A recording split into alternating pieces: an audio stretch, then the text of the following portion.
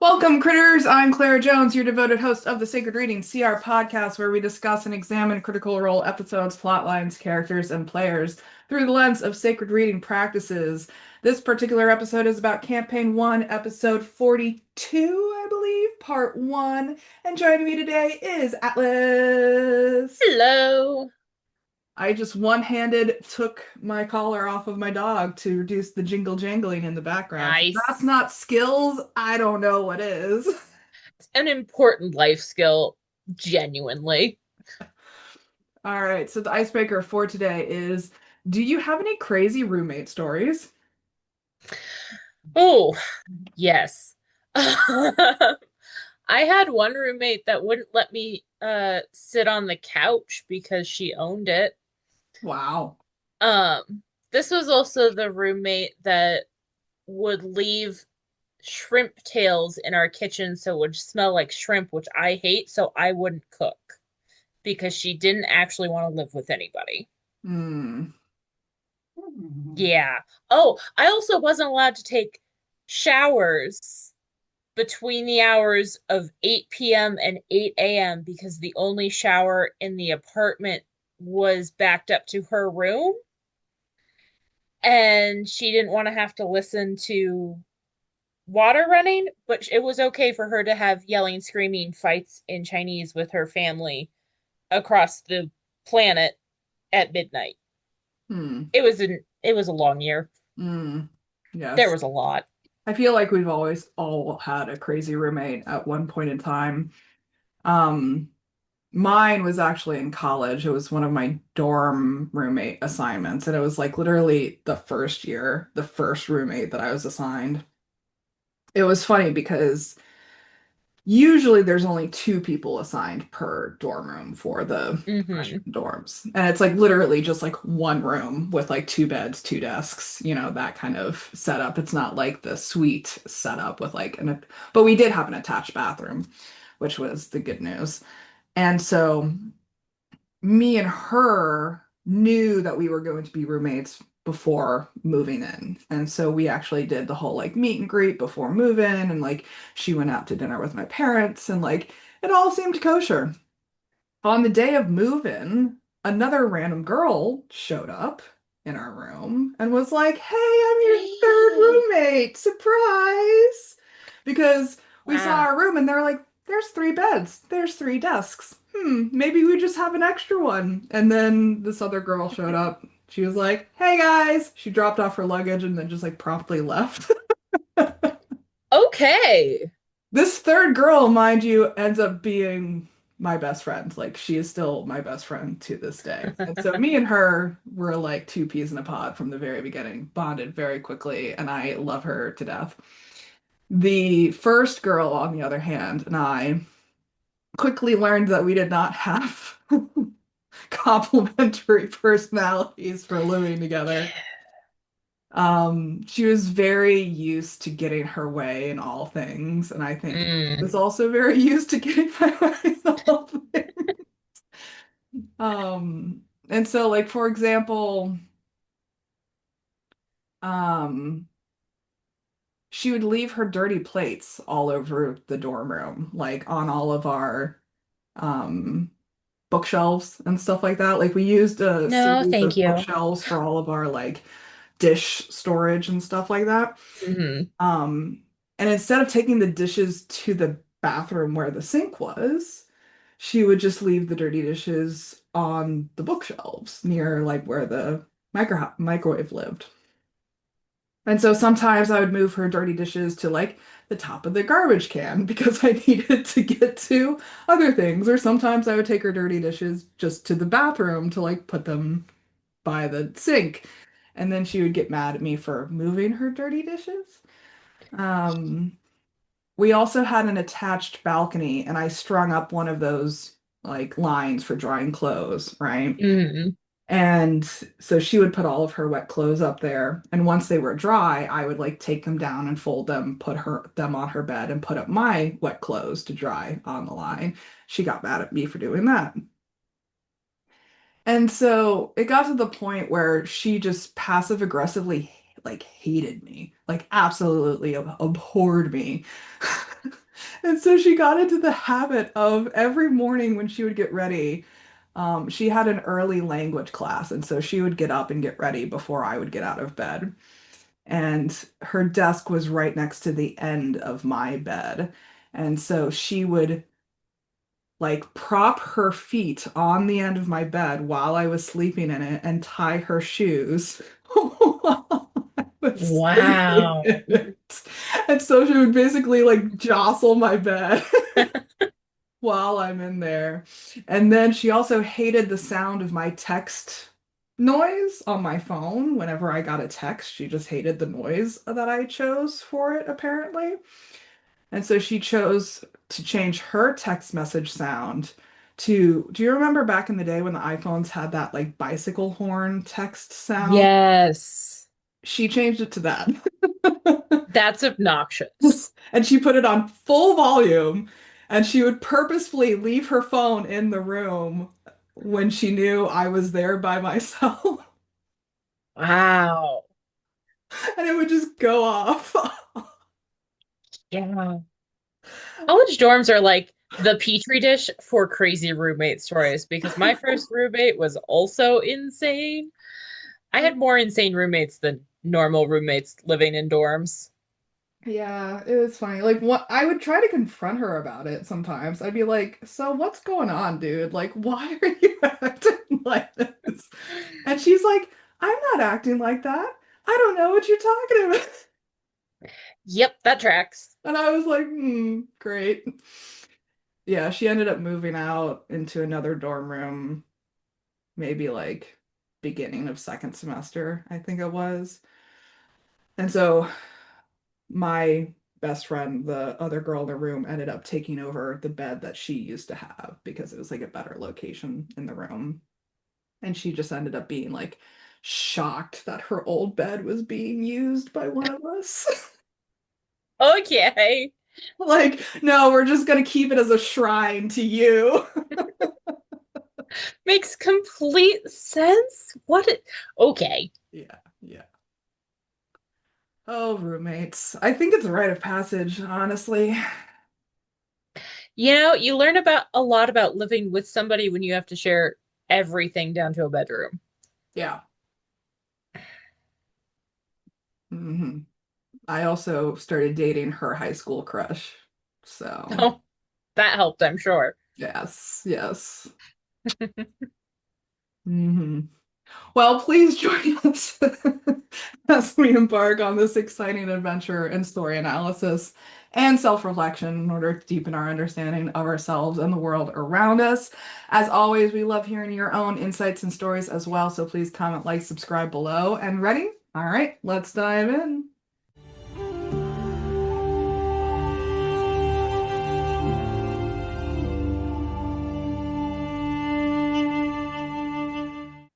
Previously on Critical Role, the city of Amon was attacked and nearly obliterated by a group of dragons calling themselves the Chroma Conclave. Vox Machina just narrowly escaped the destruction, saving their keep and opening their home to refugees. And they also found Gilmore barely alive, as well as the Empress and her children. They have regrouped at the keep and they open the episode by insight checking the refugees who are milling about because they are sus. However, they do not find anyone that sticks out to them as shifty. Poor refugees. They then move on to discussing which of their allies they can rally to help them defeat Thordak and the Chroma Conclave. Percy wants to make an alliance with the Clasp, but Vax doesn't think they can be trusted. He says that long ago, Vex was marked for death by them, and he worked with the Clasp so that a different person died in her place. So they might not be cooperative to collaboration at this point in time. The group argues about this for quite a while. And Scanlan says, no way, fuck you, maybe, to the plan for him to spy on Thordak. So they decide that the best next step is to scry on various people and places to discover if they've been affected by the Chroma Conclave attacks. So Pike scries on Vasselheim and Whitestone, Keyleth scries on Singorn and the Arashari tribe. It appears that all of the places but Singorn are untouched and unaware of the attacks, luckily. But it seems that Singorn, which is the elven city that Vax and Vex's father live in and from which they grew up a part of their childhood in, is completely gone. The entire city has seemingly been transported elsewhere. The twins and Percy roll a history check and they remember that the city does have protections in place. They have enchantments that bridge between the city and the Feywild that provide safety until whatever danger has passed. Knowing that Whitestone is safe for the moment, and given the heavy death toll it suffered throughout the Briarwood's reign and the Whitestone Rebellion, Vox Machina decides to abandon Grayskull Keep for the time being and transport the refugees under their protection to Whitestone, thinking that the refugees could help maybe rebuild Whitestone while waiting for the dragon threat to be resolved. Percy mentions stealing a skyship for fast travel. Scanlan really likes this idea, but it is temporarily abandoned by the rest of the party in favor of Keyleth's transportation spells, transport via plants and windwalk, and the gate stones that Percy and Cassandra hold. They discuss the logistics for a while, and then Percy travels to Whitestone with the first group of refugees and leads them to the castle. There, he speaks with his sister and tells her the news of the dragon attacks. She instructs the guards to find the refugees' homes, and her and Percy discuss making preparations in case the dragons come to Whitestone. She mentions that there are two individuals there who are currently researching the ziggurat underneath the castle and introduces Percy to Realm Seer Eskil Rydarian, who he had previously met when Grog needed the Lich's phylactery removed from his chest in Westruun. What a sentence. And that happened pre-stream. Eskel recognizes him and tells Percy that they have determined that the black spitting orb of death on top of the ziggurat is some type of magical siphoning device that prevents any sort of ritualistic or magical means of identifying it. Percy tells him as well about the dragon attacks that are going on and says that they are in desperate need of powers to defend themselves. He asks if the black orb can somehow be turned into a weapon for their use against the dragons, but Eskel says that he would need to get back to the Cobalt Reserve in Westruun to do further research. And Percy breaks it to him that Westruun is one of the cities that was destroyed, and Eskel is quite annoyed by this news. Percy tells Eskel to communicate with Cassandra going forward, and then goes and finds his sister to locate the Gatestone. He urges her to stay safe, says that he's proud of her, and uses the stone to return to Greyskull Keep. He updates them on what they discussed in Whitestone and expands a bit on his idea to engineer the Black Orb into some sort of anti-magic missile. They decide to use their secret tunnel to get into Amon and go speak with the class, but entering the city, they start noticing wyverns with lizard folk riders flying across the skies. As they head toward the entrance to the clasp's headquarters, Scanlan's low stealth roll reveals their location to one of the wyvern riders, and Scanlan attempts to cast Hold Person on them, but fails. They all roll for initiative as the rider calls for reinforcements and they launch into their attacks. Percy shoots, does some damage, jams his gun, and gets attacked by a wyvern. Scanlan is slammed as well, but does manage to interrupt a spell intended for Percy. Grog does his thing with Craven Edge, while Vex conjure barrages some of the riders, wyverns, as well as Scanlan for a touch of friendly fire. Scanlan dominates one of the riders and tells them to attack the other. Vax daggers. Keyleth turns one of the wyverns into a chicken. The chicken falls from the sky and takes damage as it hits the ground, and it turns back into a wyvern, but the riders do take some fall damage as well. Percy shoots his shot after repairing bad news. Grog does some reckless attacks, and Scanlan gets sliced up by two riders, going down to 3 hit points. Vex sneak attacks and Hunter's Marks does significant damage, and then Scanlan casts Thunder Wave to get the riders away from him. Keyleth goes all out and casts her 7th level Firestorm, killing a good number of them off. Grog finishes one of the remaining wyverns while another stings him, but Vex kills it off. Percy, Scanlan, and Vax then take down the final one. Keyleth scatters some of the ash from the firestorm, while Vex scatters the dust of tracelessness, and Scanlan blows his foghorn to cover their tracks. Grog drags a couple of the wyvern corpses over to Keyleth, and she quickly tries to extract some of the wyvern stinger poison, successfully extracting 3 vials. And that's where they break for the episode. So, how about this first half? Well, the first part of this was a fun look at the aftermath of their heroics, of just like, all right, well, we've hit a lull. Now what? Let's go search for the adultier adult because we don't know what to do. Yeah, Which felt very real, you know, especially because when we think about it, they're all in their like mid or early 20s or equivalents thereof. true. And so it's that technically an adult, but still not confident in anything kind of approach to a situation where it's like, we've done what we have to, but now what? Ask somebody else. Hmm. And Yeah. then it's the deal with it on your own because there is nobody else, which has also felt very real. Yeah, I mean, as much as I made fun of them insight checking the refugees, I honestly think it's a valid response. Oh, yeah, especially because they don't really know what's going on at this point. Yeah, yeah. Yeah. I mean, we've been talking about this over the last few episodes in terms of people's response to trauma and crisis. Hmm. And I think paranoia is definitely a valid response. Oh, for sure.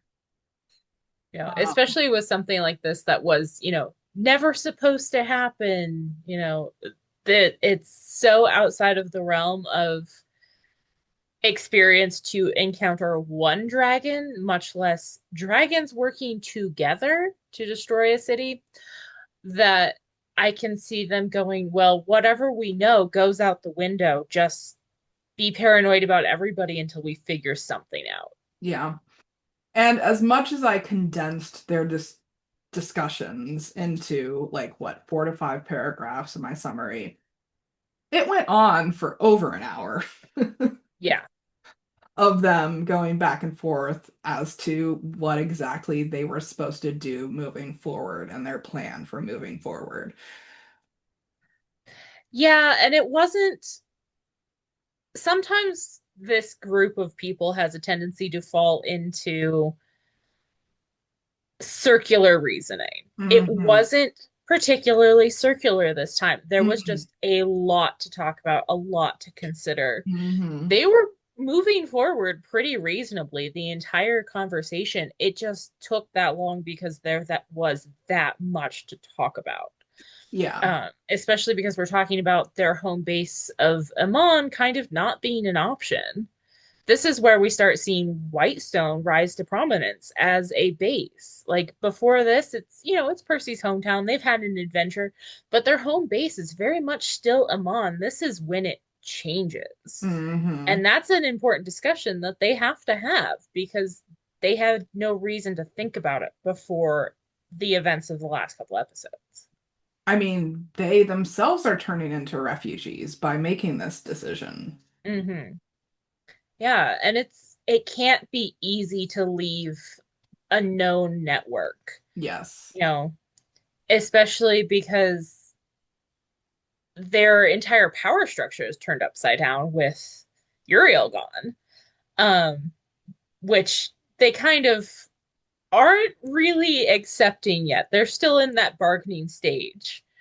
Um, and so they're not only losing their home, their known areas, their known like connections in the city, they're also losing everything that gives them status, everything that allows them to move easily through the world, and are truly becoming refugees in a sense that I don't think they've thought about yet. I mean, I think they do have status and they do have recognition in Whitestone as well, but Yes. they haven't really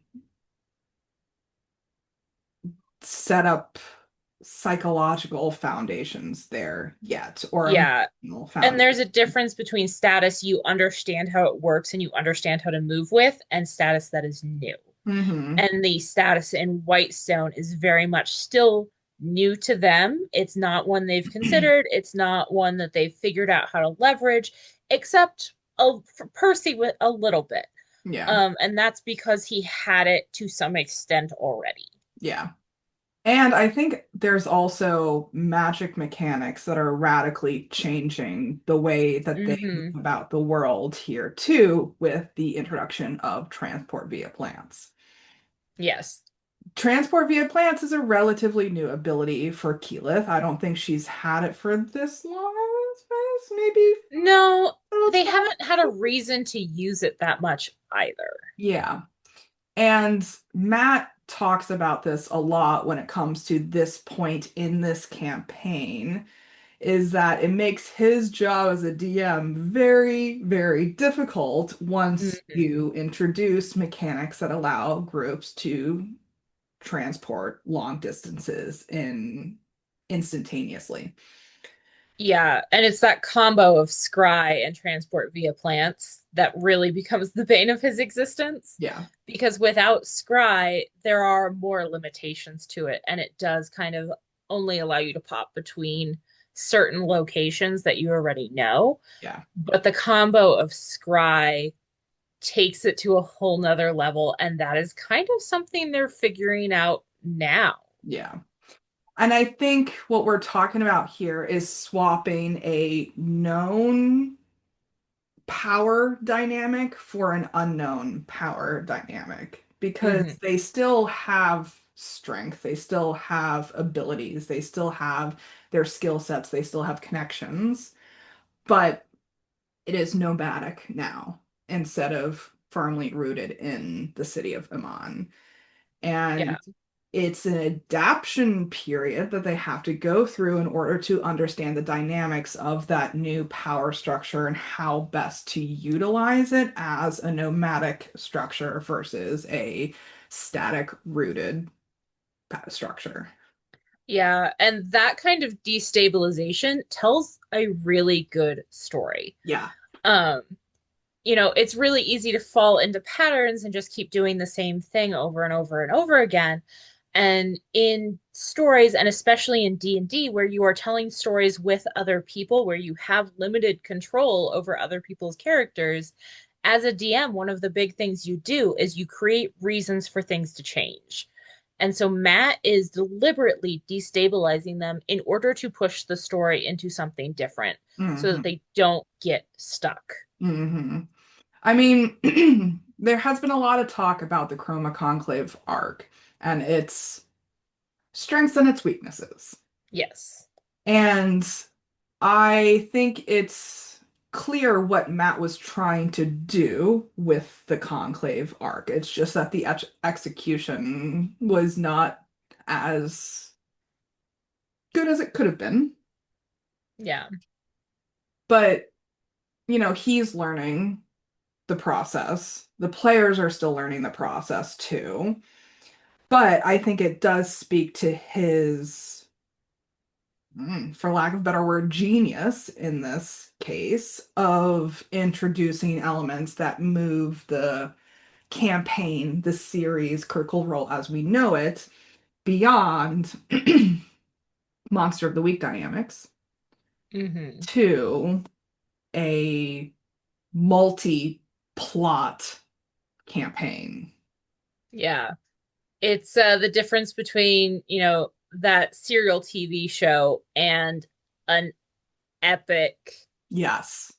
you know, in the true sense of the word, Yes. like storytelling description. Yeah. Yeah. Like Yeah. I'm thinking like Odyssey. I'm thinking Yes. like, even Lord of the Rings, I think would apply to this. Recently I've been jumping into the world. I actually haven't watched any of the episodes, but I've been really fascinated by the lore behind One Piece. I have no context for that. So Okay, sure. so One Piece is the longest running anime series in the world. Okay. And it's been running for something like 25 years at this point. And I'm That's learning impressive. all of this secondhand through my best friend at the moment. Shout out to my first roomie. Um, and the series is still yet to be finished because the guy who writes the One Piece story, he writes it as a manga first, and then they take the manga and turn it into the animated TV Hmm. series. He's still writing the manga. He still hasn't finished the manga. And so they just wait for him to finish the most recent manga edition, and then they create more episodes out of it. Okay. And it's fascinating to me that he's been able to hold an audience's attention that way without having any sort of definitive story arc that he's working on. Hmm. And I think we see that in a shorter form in Critical Role is like yeah, Matt doesn't know where it's going to go ultimately.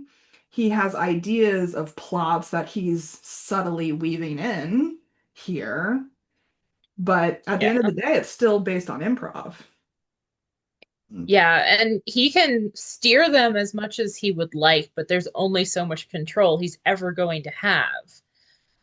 Especially because we're looking at some really great improv people.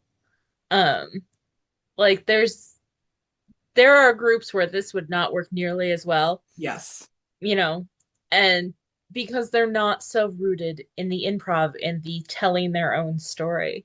Um, and it's that combo of a great adaptive storyteller as a DM, but also great improvisation storytellers as players. Yeah. Everybody at the table pulls their weight and tells amazing stories, and that's why this works. Yeah. Yeah. I mean, I just think it's this first half of this particular episode is a maybe micro encapsulation of both the strengths and the weaknesses of the campaign as a whole. Yeah, I would agree. Because we mentioned this a little bit, but like the combat at the end of this first half is, in our opinion, stupid. Yeah, it's brushed over in every summary ever for a reason. Yeah, like I base my summaries heavily on the Critical Role wiki summaries because it saves me a lot of time to do it that way. And there is absolutely zero mention of the combat in the summary on wiki. And I was like, y'all are just screwing me over. But there's a reason why nobody talks about it because it is just insert combat here. That's literally, I think Matt just put in brackets, Wyverns attack. Yeah, I think it's also kind of a holdover from their traditional monster of the week, Yes. where I think at this point they haven't totally let go of the Hmm. monster of the week format. Yeah. Um, and this is where it doesn't work so well. Yeah. Yeah. And I think it's a honestly inspiring example of how imperfection can still turn out good. Hmm. Because we see these weaknesses both in the players and the characters here, and yet it's still a damn good story. Yeah, and like it's not compelling combat. It's not something I actually remembered existed, but it's still fun enough to watch that like I don't hate it. I sat through it twice this week. But I also like didn't get anything out of it. It was fun enough to watch, but it wasn't like up to par with their usual. Yeah, yeah. Well, what about personal experiences coming up to mind? Um, I think the thing that comes up to mind most is that search for the adultier adult. Mm. Uh, it's it's easy to do. Is just nobody thinks of themselves as an adult. Like let's be real here. In their own Um, head, everybody is still 20 and nobody wants to be in charge. um, Everybody is still kind of at that same level of there's got to be somebody who knows more or understands more or who can give me an answer. The reality is that's not true. Uh, but I think especially because, you know, we've talked about this a couple times, but I moved, I got a new job. A lot of things have changed in the last year. I find myself constantly looking for that adultier adult because I just don't feel totally comfortable in my environment, in my position. Like everything is a little bit off and I can do my job. I like where I live. Like this was all a good choice, but there are moments where I'm like, I am not an adult in this situation. I need the adultier adult, and there just isn't one because why would there be? mm. So it's been something I encounter in small ways a lot over the last year. Yeah, that hit a little too hard because I've been reflecting on my last year also a lot lately. It's been a tumultuous year for me and a year of massive personal growth for me. And I've actually been thinking lately that I may have reached somewhat the adultier adult stage in my life. It's kind of a surprise, honestly. Um, but I turned 35 back in February of this year, and 35 was kind of like my personal deadline for adultier adulthood. Like I told myself that I needed to like get serious once I hit 35. Um, I'm not completely there. Like I wouldn't say that, I'm perfect by any means. That's absolutely not what I'm even aiming for at this point in time. But I think it's also combined with the fact that I'm watching my parents age at the moment. Mm, mhm. And I feel adultier than them in some shapes and forms lately. Yeah, that is a weird sensation. It's uncomfortable. Yeah. Um, my dad and his wife visited over Memorial Day weekend a few weeks ago, and it was honestly eye-opening how their capabilities are diminishing as time Hmm. goes. Not only their capabilities, but their mindsets about their capabilities are also diminishing. And I'm just like, Yep. it's uncomfortable. I would Yeah. honestly like to go back to less adultier adulthood. That would be nice. Yeah, I Um, understand that too. the other thing that I was thinking about in terms of personal experiences is the importance of a diversification of support networks. Mm. Okay. Um, because we can't put all of our eggs in one basket when it comes to where we find support, stability, strength, power, so For on and sure. so forth. I've been thinking a lot about this lately in terms of our political environment in the United States. Um, and the fact that we just need a more maybe breadth of networking support change. I almost want to say supply chains, but I want to say like support chains instead. Um, because I think ultimately at the end of the day, that's more sustainable than expecting one person, one organization, one group, one Mhm. area to do all the work. Yeah, I think that's been abundantly clear lately Yeah. in so many facets of things. Yeah. And I think this can even be talked about on a less weightier scale in terms of just the importance of diversification in general. And having, our own personal support networks be Hmm. diverse. Like we talk about this a lot when it comes to having multiple coping mechanisms for dealing with stress. In the world of mental health and emotional health, like if you're having a bad day, it would probably behoove you to have a list of possible activities that will lift your mood versus like only having one option for lifting your mood, Hmm. right? Like if I have a cookie, I will be better or else, but what if cookies aren't available? Right. You know? Um, what if Amman is demolished? Yeah, We kind of need a Whitestone, we kind of need a Vasselheim in our lives. for sure. Give yourself options and everybody will be better for it. Yeah, yeah. Um,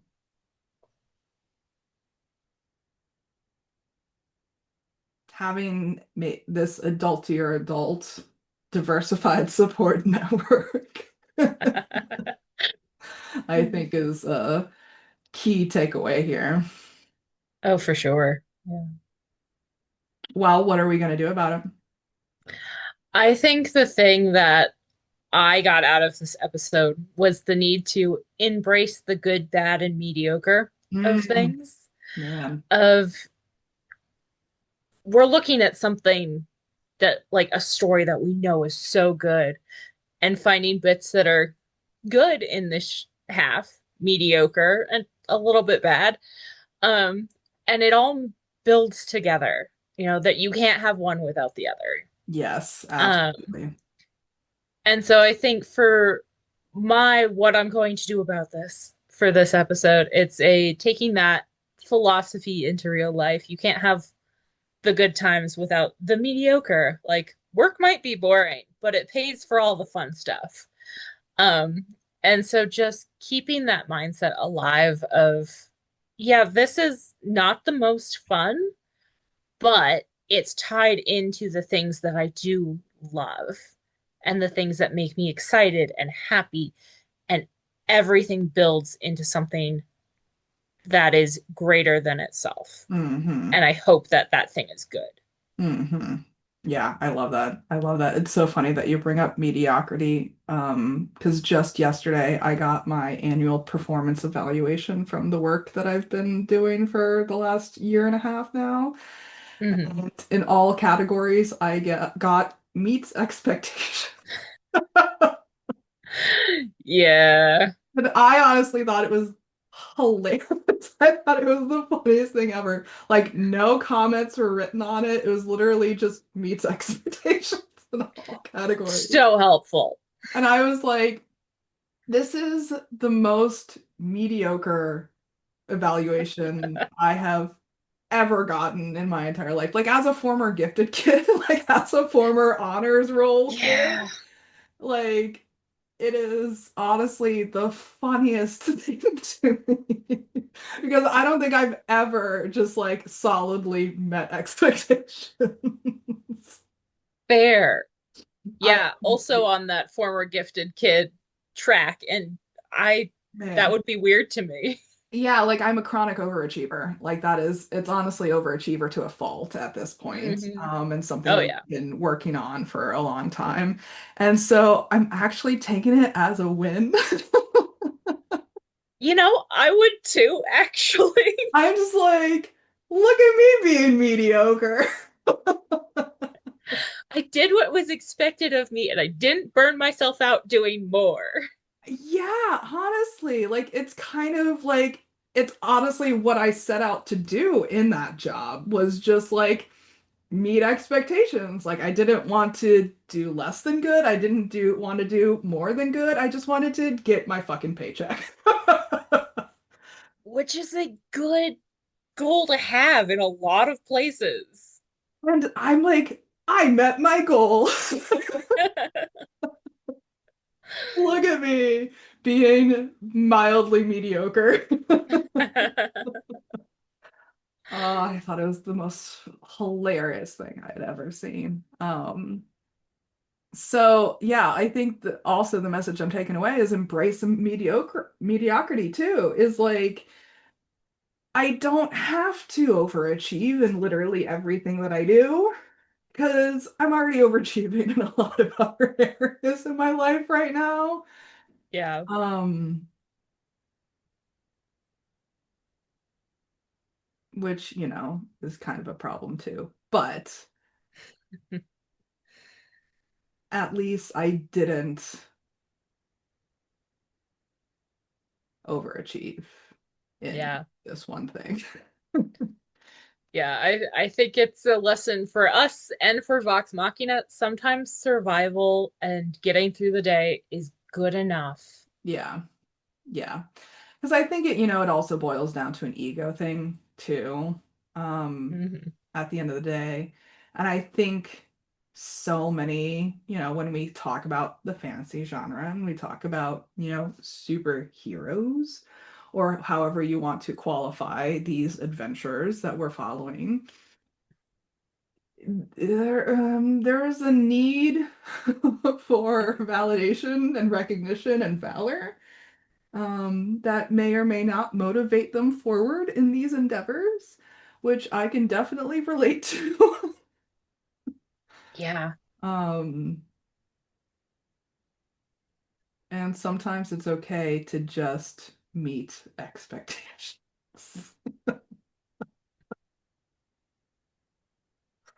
Yeah. For former gifted kids, that's an especially hard lesson to learn. So kudos to you. Yeah, I mean, so Pride's this month, right? Hmm.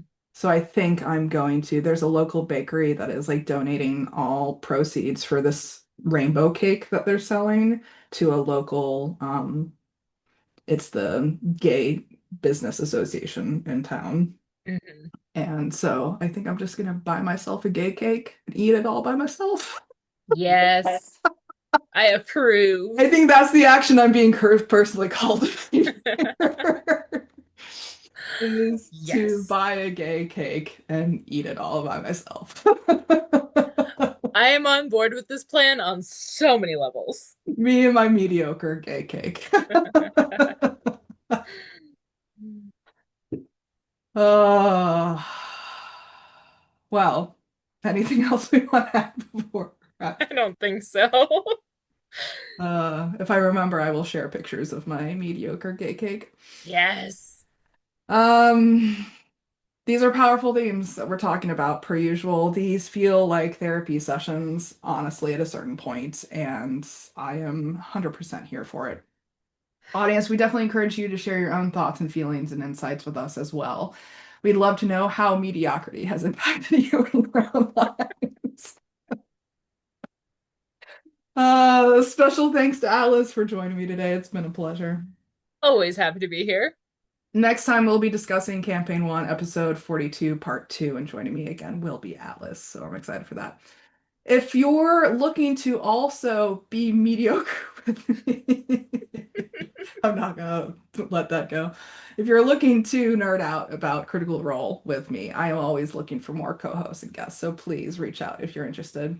In the meantime, please comment, like, subscribe below, follow us on Tumblr at Sacred Readings CR for all the juicy updates. And may all beings be peaceful, may all beings be free, and be the chaotic good you wish to see in the world. Take care, guys.